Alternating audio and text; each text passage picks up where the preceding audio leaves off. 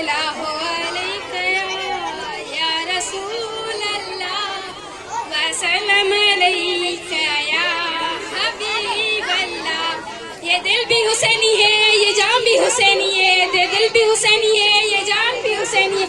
सब शुक्र है कि अपना तो ईमान भी हुसैनी है। इन महफिल में मौजूद गया मेहमान साहिबा है, मास्टर साहब, उस्ताद साहिबा, प्यारा साथियों, अस्सलाम वालेकुम। मां आया क्लास 5 की शागिर्द रानी साहिबा बेटी ये दादी जो मुझे मौजू है हज़रत इमाम हुसैन अलैहिस्सलाम की शहादत।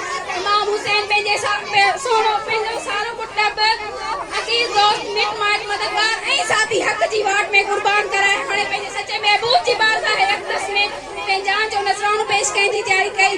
अब्दुल्लाह बिन उमर एक लश्करे जो बयान आए त अल्लाह जो कसम मो एड़ो जंगी जवान कदम न ॾिठो जंहिं जो सारो खानदान शहीद थी वियो जे बचा कुठा पिया हुजनि हूंदे हिम्मत ऐं जुरत सां वड़ी रहियो जे खुदा जो कसम आहे हुसैन जहिड़ो बहादुर न ॾिठो अदब हुसैन जी हिम्मत ऐं जुरत यज़ीदनि खे मायूस करे विधो। नेठि पाण में सलाह कयूं त अकेलो मुड़ुस थी करे जंहिं पासे सॼे रख में हमलो थो करे केतिरा किराए क़तल करे छॾे थो। हाणे सभई पाण में गॾिजी तीर ऐं नेज़ हलायूं त खेसि मुंहुं ॾेई सघूं। हालत दौरान सैयदा ज़ैनब साहिण कहिड़ी भाउ जे उन हाल ते बेइख्तियार बची ॿाहिरि निकिराई आई ऐं अमर बिन सईद खे चयई त मुंहिंजो हुसैन भाउ शहीद थी वेंदो ऐं तूं ॾिसंदो रहंदे हज़रत हुसैन अलैहिस्सलाम।